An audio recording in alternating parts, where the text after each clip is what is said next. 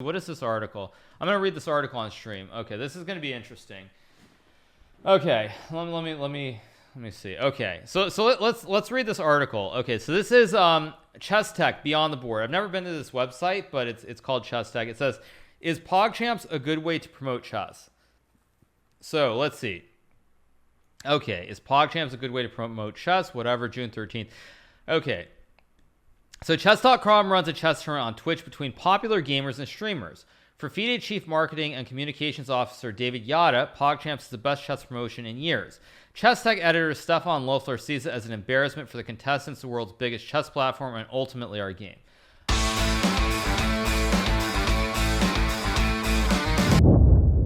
I am very critical about how chess has been generally promoted. We have been doing it all wrong all the time, with very few exceptions. The inaugural Chess.com PogChamps is one of these exceptions. I hope it is here to stay. Chess is popular, but the overall popularity of the game doesn't pay justice to the fantastic qualities that chess possesses as a product. I firmly believe there is a huge untapped potential. I would go as far as to state that we could double the size of the currently existing chess community in the medium term just with some hard work in the right direction and with a little bit of creativity. Our main sin is that the chess people tend not to think outside the chessboard. They don't pay enough attention to the world around them. This little flaw is inherent to our nature. The game rewards those who manage to isolate themselves, but this is a bad trait that is reflected in how the chess world is structured and how it functions. Okay, so this is a fair point. Let me start here. So I would definitely agree that like what makes you great at chess is basically being like, being like introverted, isolated, just, everyone else get away. I'm just an individual. I want to spend all my time studying on my own. So this is definitely a very fair point, and I do think it's true that this is a good trait for chess, but it is a very bad trait in the real world, definitely. I mean, like, when I have the chance, I will go outside. But definitely in general for chess, this is wrong. I'll read the right column too. I'm going to read the left column, and then I'll read the right column. Okay, so... Okay, in the chess world, we live in perpetual endogamy, repeating ourselves. Almost no one is investing in reaching out to new audiences. Okay, so let's keep going. Okay, I'll keep scrolling down. So purely promotional activities are marginalized. You give $10,000 to the average chess organizer to improve his tournament, and he will spend it on hiring 2 more 2,600 players, like if this is going to make a difference. You give him $1 million, and he will organize 10 chess tournaments in exactly the same way with 100,000 in prizes each. We live in perpetual endogamy, repeating ourselves. Almost no one is investing in reaching out to new audiences. There are very few strategic plans in place to expand and bring new players to the game. Okay, so I would agree actually that this is true. So certainly one thing is, since I have played a lot of top-level chess events, there is this big attraction that organizers think, like, if you get Grandmaster Hikaru to show up and, be at your tournament, like, it's somehow going to bring more popularity, more publicity, and so forth.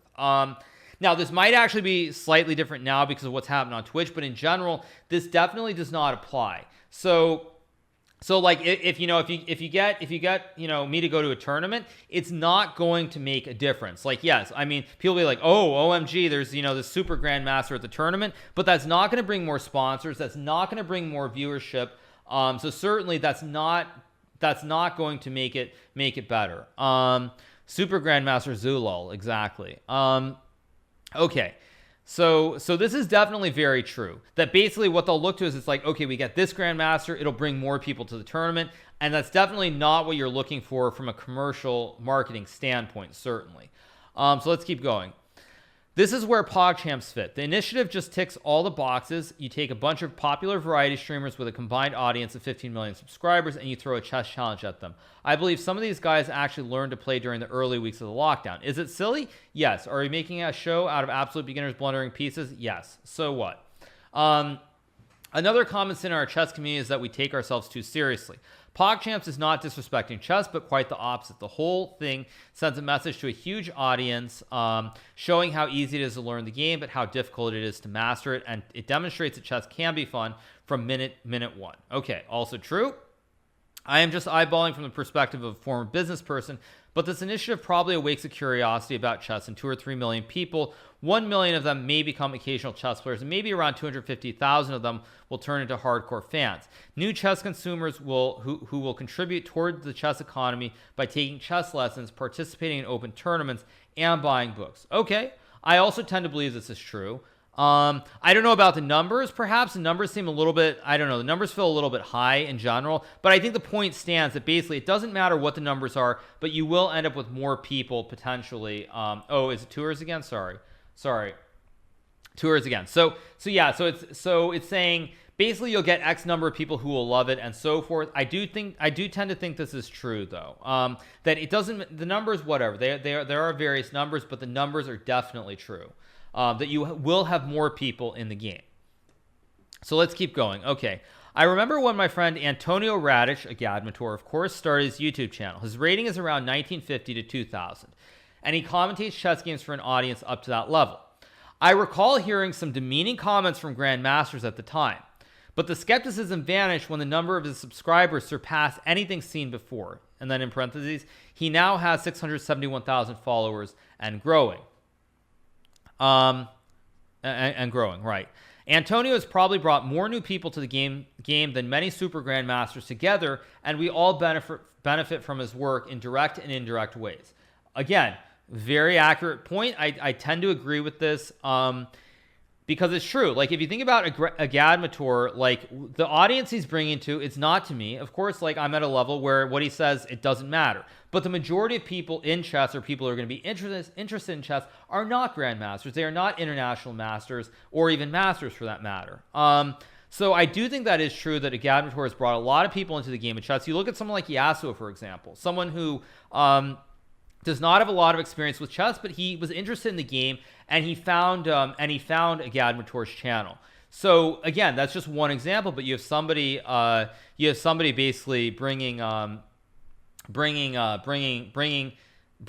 people who would not normally be interested in chess into chess. So I think this is certainly true. I am sub to a Gadmator's channel. Yes, I am.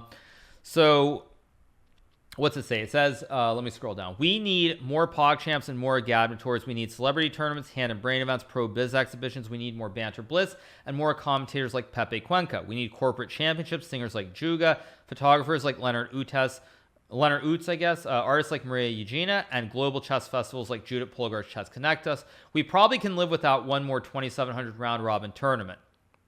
The only thing that bugs me about PogChamps is that the idea didn't occur to me before. Okay. Okay. So again, tend to agree more or less. I think it's more the commercial side. I do believe the general consensus should be towards that than towards professional tournaments. I mean, again, to give you an example, well, the chess world does not need more over-the-board tournaments with only super top players, because again, you're only catering to a very small portion of people who are interested in the game of chess. Before I start reading, I need to scroll down again. What do you mean? Oh, I'm all the way at the bottom. I'm at the bottom. Why doesn't it? I don't know why it doesn't show. Sorry, there's one more line, but I can't scroll down. It's at the bottom of the scroll. Sorry, whatever. Okay, sorry, you guys. I don't know what's wrong with the browser. Apologies. Okay, so let's read what Stefan Loeffler has to say. I'll try to be objective. I know I'm not going to like it, but I'll try to be objective. Okay, so let's. Oh, sorry. Now I got to adjust it up. Okay. Let's read this. So Bob and Danny, commentators of many world-class events, cannot help laughing. A simple knight check picks up the queen. Will Fuseli see it? Her hand moves towards the knight, but she picks up a pawn next to it. Eyes are rolling. Her opponent doesn't use the chance to save his queen, and instead continues with an attack on the knight. Prompted this way, Fuseli moves the knight and gives the check. She still hasn't seen that it nets her the queen until she bursts out. What an effing genius she is. Okay. Elitism much? Let's keep going. Fuseli is one of 16 beginners at chess who happens to be famous enough on Twitch to warrant an invitation to PogChamps. Chess.com spends $50,000 in prize money and probably a similar amount on commentators and transmission. The viewer numbers may be worth the investment. The real prize the world's biggest chess platform is paying is its reputation. Regular users are dismayed that the Potzer Bonanza has taken center stage, as if their favorite platform told them, who cares for a match between Carlsen and Ronian when you can see Fuseli? Right? Okay, let me think about this for a second. So first of all, I think this is actually reminding me a lot of the elitism that I've heard about before. There always is going to be a place for these major matches between like myself, Magnus, Levon, Dubov, whomever it may be. There always will be an audience for this. But the majority of people who are interested in chess, and I cannot state this enough, is not people who are super serious about chess. If I look at my chat here, yes, there are definitely people who are probably masters or international masters watching. But the vast majority of people who are watching are people who either they played it with their grandparents or parents. They played it in school for a couple of years. These are not people who are competitive chess players. They're not here to see like to listen to me like say, okay, and in this line of the Queen's Gambit decline, I'm going to play this move because if I go this other line, there's this 40 move variation that I looked at with Alpha Zero that, it shows that white's winning and blah, blah, blah, blah, blah. So the majority of people in chess who are interested are not people who are super serious. So I think, I don't know, to me, it really does kind of, I think, come across the wrong way, honestly. So to me, I think this, and then let's move on beyond the fact that it just rubs me wrong. Let me read it says the viewer may be worth the real prize the world's biggest chess platform is paying as its reputation. So now I'm going to give you guys, I'm going to give you guys an example. So they say the real prize the world's biggest chess platform is paying as its reputation. So if we look, I do know this for a fact. I don't know the stats specifically because I'm not, I don't work for chess.com. But I know that in like March, April, and May, the number of people who signed up to chess.com in India was extremely high. The number was very, very high. So now, if you look at the number of people who signed up to chess.com from India, yes, there are people like Vishy Anand. Yes, there are people like Hari Krishna or Adi Ban, many grandmasters, many people who love the game, who are quite decent at the game of chess. But you cannot honestly tell me that if you're getting a lot of people signing up, these are all people who are like really strong at chess. They are not. So this notion that you're paying with a reputation when you're getting Vishy is decent. Okay, you guys know what I'm saying. You totally get it. But the point is that if you tell me, let's just say theoretically, I don't know, let's just say 10,000 people from India decide to sign up to chess.com tomorrow. Maybe you could tell me, I don't know, maybe 1,000 of those people are over, I don't know, over maybe 1,500 or 2,000, maybe 1,500. Yeah, no, I mean, come on, you guys. Vishy is one of the greatest players of all time. You know what I'm saying. Don't take my words and twist them. You guys know that Vishy is one of the greatest players of all time. But let's say 10,000 people sign up tomorrow. How many of these people are serious chess players? I honestly don't think you're going to find more than, I would say, if you're lucky, 10% of them are going to be like 1,500 or higher.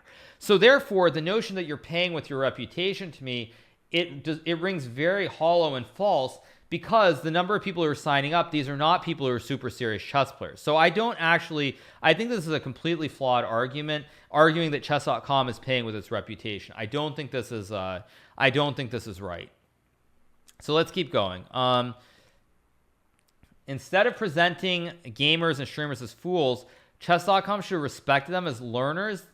They are at chess. They could have competed at mini games, solved puzzle rush exercise, and showed their team's skills at hand and brain. Okay, I guess I'll keep reading. I don't know. That doesn't make any sense to me, but whatever. Let's see where the actual quote is from. Okay. PogChamps reminds me of I Am a Celebrity, Get Me Out of Here, which was not the lowest point, but the emblematic format of trash TV. C-list celebrities embarrass themselves for attention, publicity, and a handful of cash. First of all, let me stop for a second. I don't know if this guy is not watching stuff, but I feel like you have plenty of reality TV shows on TV every day in every country in the world that are like this. So I don't. He's acting like this some like revelation that there are even shows like this in the first place. So I can't relate to that. But let's keep going. It says So PogChamps reminds me of I Am a Celebrity, which was not the lowest point, but the emblematic problem of trash TV. C-list celebrities embarrass themselves for attention, publicity, and a handful of cash. Okay, well, let's back up a second. C-list celebrities. I do not think you can say any of these streamers are C-list celebrities. People like XQC and Forzen, they have been around for a very long time. They are two of the biggest streamers on the platform, and they have been for many, many years. So I think this is absolute rubbish. And frankly, just very insulting. And what else I think is very insulting about this, honestly, to streamers is that this guy, what he would say is what he's saying about these people, he would not say about me. He'd probably say something like, I'm completely fine because I happen to be great at chess, which is absolute horseshit, pardon my French. but absolute rubbish. So the fact that he says this about them, and then that this guy, if he's talking about me, he'd probably say like, oh, but he would probably say I'm an A-list celebrity or something ridiculous like that. So like your French is not pardoned, yeah. So like I mean I don't know, like it's insulting. Like I'm sorry, but when you look at people who stream, people who are streamers on Twitch, you look at people who are on YouTube and so forth, these people have had to work extremely hard to get to where they are. Even I've had to have all you guys watching, all the things that I've done over the last year and a half, 2 years. Like it's not something where like, I'm just doing whatever and random and blah, blah, blah. Like you have to work very hard to be successful. And I feel like acting like these people are just like doing nothing. Like, I mean, it just shows a lack of understanding of what it takes to be a successful streamer on any of these platforms. And I've said it before a few times.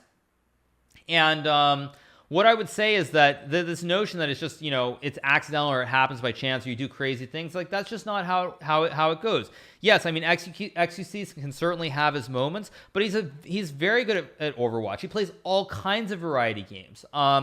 So this notion that it's just like this trashy, get attention and blah blah blah, I honestly think is it's just showing a lack of understanding of how Twitch, how the internet, how YouTube, how all these platforms work. And yes, on top of that, you guys, I would also add that you look at the hours that everybody has to put in. Like it's not that simple. Even for me, I'm streaming every day. I'm streaming like 6 to 7 hours every single day. Like it's not something where like you can just show up for a few hours. So in many ways, I would say that it just strikes me as someone who's really out of touch with the internet and what it takes to be successful. So let's keep going. Okay. If chess.com wanted to do a show with gamers and streamers, instead of presenting them as fools, they should have been respected as learners they are at chess. Okay. So this again, someone is laughing. So if we're laughing at the blunder, I think this is just this guy is German. I know who this guy is. And I have a feeling that he's not understanding the humor in this case, because we're not laughing at them as though they're like, it's like, oh, OMG, like these guys are such idiots. That is not what it is at all. We're laughing because we're looking at the games and the moves are unexpected. It's really unclear what's going to happen in every single game and every single move. So it's definitely not like that. And also you see in many times, what did I skip? Did I skip something in the article? Sorry, did I skip something? Maybe I skipped something. But it's a mix. Like, yeah, some of it is laughing at it, but okay, I skipped a line. Okay. Oh, sorry, I skipped a line. The trouble with chess is that it takes years of play and study until you occasionally produce a game that's worth seeing. Letting beginners play for an audience is something one should never do. I would argue the exact opposite, because a lot of people, what they want to see is they want to see people who are new to the game, people who are beginners, who are relatable. Like when people watch me, if I do my arrows and I explain chess at a super high level, people find that fascinating, but people don't actually learn anything unless you're already a very strong chess player. So I think actually what the audiences enjoy is they enjoy the competition, they enjoy seeing these people take the lessons, they see them improve a little bit. So I don't know. To me, like it doesn't feel right. I don't know. Okay, let's read the last paragraph. If chess.com wanted to do a show with gamers and streamers, instead of presenting them as fools, they should have been respected as the learners they are at chess. They could have competed at mini games, solved puzzle rush exercise of the simpler variety, and showed their team skills at hand and brain. Again, I don't know. To me, that I don't think we're presenting them as fools. I mean, we've seen some great games from Force, and we've seen some fantastic play from Nim. We've seen like Yasuo produce brilliancies. I mean, I don't see any way where it's like we're making fun of them. And even E-Rob, when he lost, it was because his opponents came up with good concepts. So I don't know. I don't know. This is kind of annoying to me. It really is. Like, I don't know. Let's keep going. And only in the end of the show they would play a normal chess game, one against the other, not on the practical but boring user surface of the chess platform, but in a cool gamified display as gamers and their fans audience are used to. I mean, if he's gonna say, but again, isn't this kind of a problem? Isn't he arguing then that he says not on the practical but boring user surface of the chess platform, but in a cool gamified display as gamers and their fan audience are used to? But then isn't he implying that chess should be an esport, which kind of just invalidates everything that he just said? He's saying in a gamified display, isn't he basically saying, like, you know, when you go watch, like, you watch Overwatch or League, then doesn't he just, like, invalidate exactly what he just said? I'm sorry, I mean, chat, tell me if I'm wrong on this, but isn't that what it's saying? Isn't he just invalidating what he just said because he's saying it should be an esport? I don't know. You guys tell me. I'm wrong? Okay.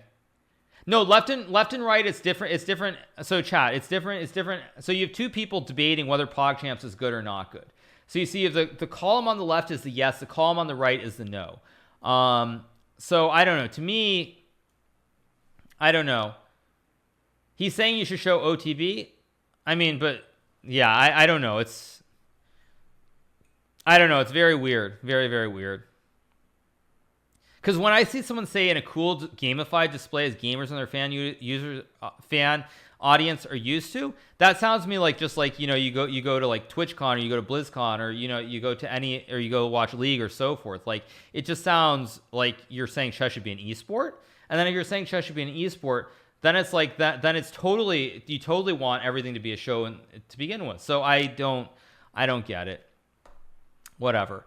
But I do tend to agree mostly with what is written on the left. Not all of that, what's written on the left, but what's written on the right. I mean, we're definitely, I mean, these people are not fools. Like, you know, if you want to say people are fools, we'd be saying, oh man, these people are terrible chess players, this and that, but that's not what it is at all. So I don't really get this notion where they think we're making fools of them. I think that's just ridiculous.